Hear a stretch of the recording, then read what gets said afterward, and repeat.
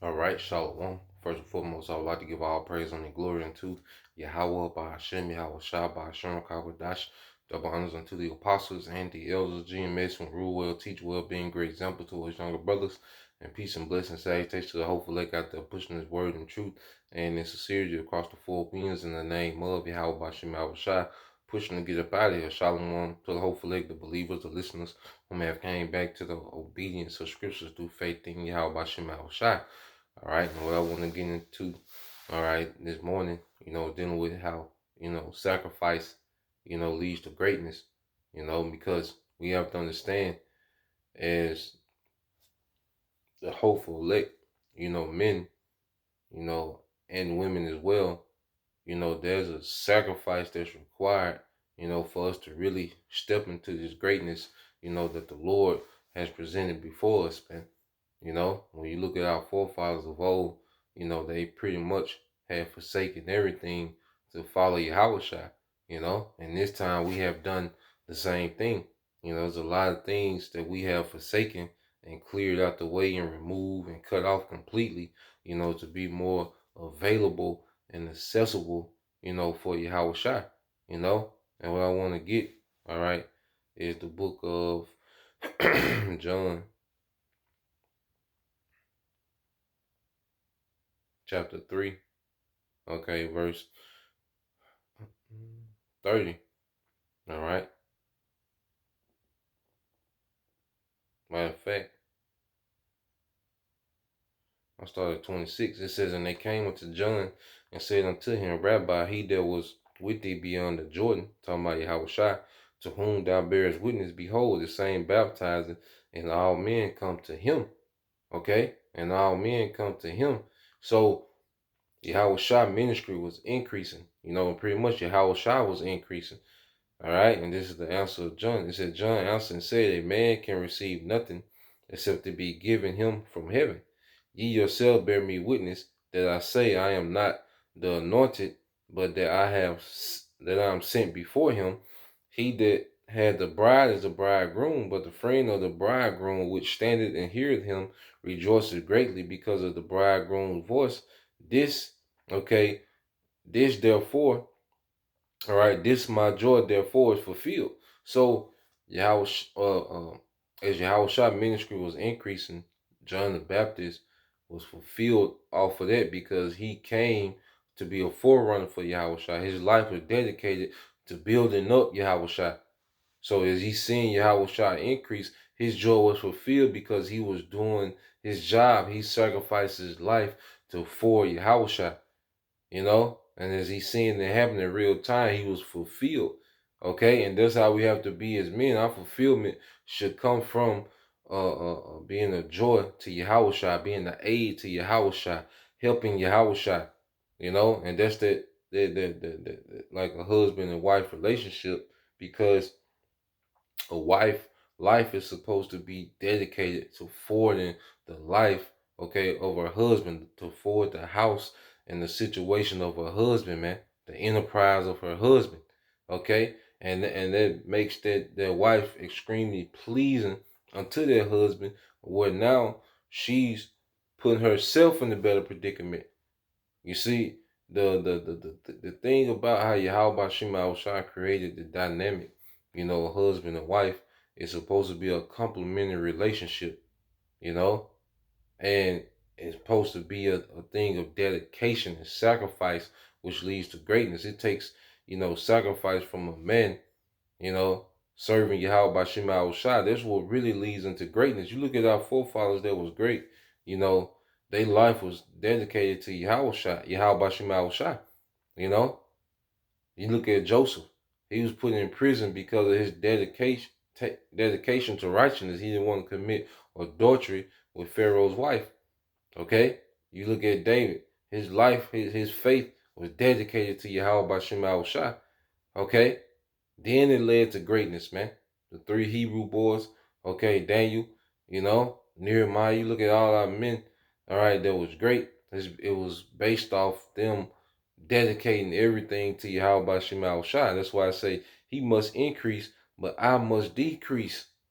Okay? So our life becomes less and less about us, because before we came into the truth, our schedule was filled with what we wanted to do, our desires, our dreams and aspirations, you know? But those started to diminish, okay? And it started by being what Yahweh Shah wanted in the earth, man. You know? And he wants his people to be taught in righteousness. He wants his sheep, okay, to be built up in faith. He wants his sheep, okay, to be kingdom minded, man.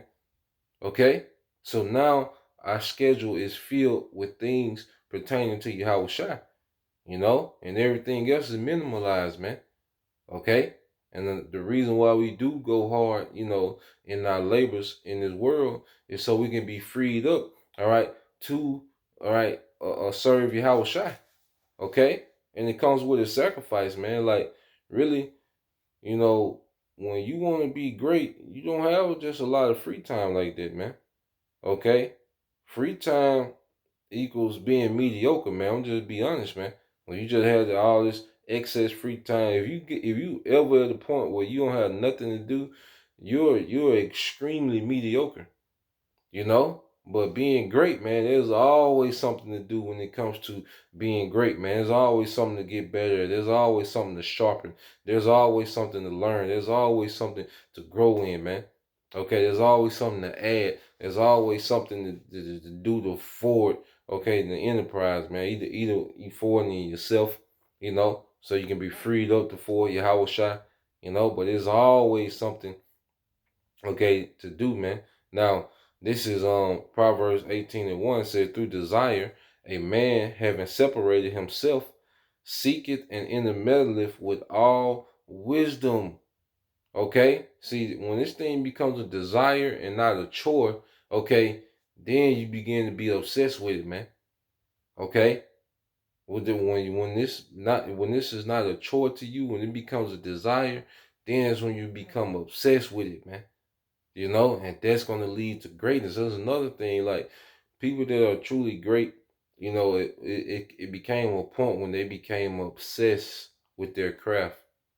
You know, they were just, you know, indulged. They was fully submerged into their craft, man. You know, and this is what we have to become. You know, we want greatness, man.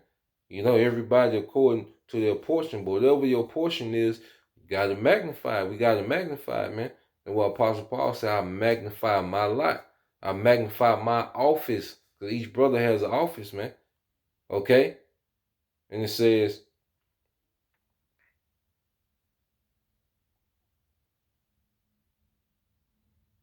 reading it again, it says, Proverbs 18:1 said, through desire, a man having separated himself, and that's like being great, you're going to be isolated a lot, you know, for greatness. You know, you look at, like I said, you look at anybody on the great scale, they had to like disappear, okay, from society and really tap in, man, you know, and the Lord has, you know, us in that spirit. It says, seek it and in the meddleth, okay, with all wisdom, man, really tapped in. You know, there's a lot of times when the world is partying and we studying, man. You know, there's a lot of time where the world is sad and scared and we're studying, man. See, the Lord got us consistent, because that leads to greatness as well as consistency, man. Okay? Being consistent and persistent. You see? Like I say, when the world is sad, we studying. We tapped in. When the world is rejoicing, hey, we tapped in. You know? Like I said, not saying, you know, every now and then you let your your hair back, you know, but it's minimalized because we always have something to do in the spirit, man. You know? We always have something to do in our day to day that frees us up for the spirit, man. You see? When you go to Sirach 39:1, it says, but he that giveth his mind to the law of the Most High and is occupied in the meditation thereof will seek out the wisdom of all the ancient and be occupied in prophecies. Okay? This is pushing the mindset. Okay? Hey, we're really seeking, you know, greatness, man. Our mind has to be given over to Yahweh Shema Shai, you know, more and more. You see, because there's nothing here, all right, that we should be overwhelmed with. Because this society wants to overwhelm you with this rat race and, with the cares of this life and, you know, occupied by everyone's emotions and feelings and thoughts. But no, man, you know, hey, we tapped into this, man. Everything else, hey, fall by the wayside, man. you know, everything else, it is what it is with everything else, man. You see, but we tapped into this, man. This is what's gonna lead to the greatness, man. You know, even as a woman that believes, like, if you want to be a pleasing wife, like, what if you don't have a husband now? Your mind should be geared toward building the skill set to be pleasing. You should be the same way men research these scriptures and go into words and go into documentaries and go into all these different things. You know, learning what this word means, learning Hebrew. Really going into it, toiling and laboring. Okay, to be pleasing unto Yahweh. As a woman, you should be toiling and laboring, all right, and building up a skill set to be pleasing to a man, okay, an Israelite man, okay, and it comes with sacrifice. You're gonna be, and one thing about it, when you becoming great, mediocrity criticizes greatness. When you want to be great, the mediocrity around you will criticize your greatness, man.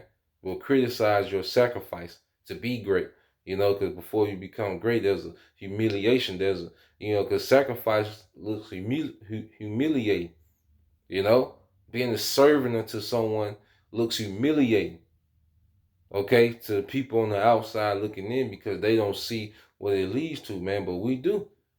There's a true sacrifice for things we want. When we desire something, that promotes sacrifice, man. Okay? Because if you want a handout, it's a chore. Okay? When you just want a handout, when you want things handed to you, then the sacrifice seems, unreasonable, and it seems like a chore to really grind to get it. But when this thing is a desire, you see, when this thing is a desire, man, you fall in love with the grind, man. You see? And let's get that. And we'll end it there. I didn't want to make it super long. Now this is the book of Philippians 3:8, 3:7. It says, "But what things were gained to me, those I counted loss for Yahweh Shai." Okay? And I read this in the NLT. Philippians 3:7, it says, "I once thought these things were valuable, but now I consider them worthless because of what Yahweh Shai has done." And see, when we really start living this thing, man, when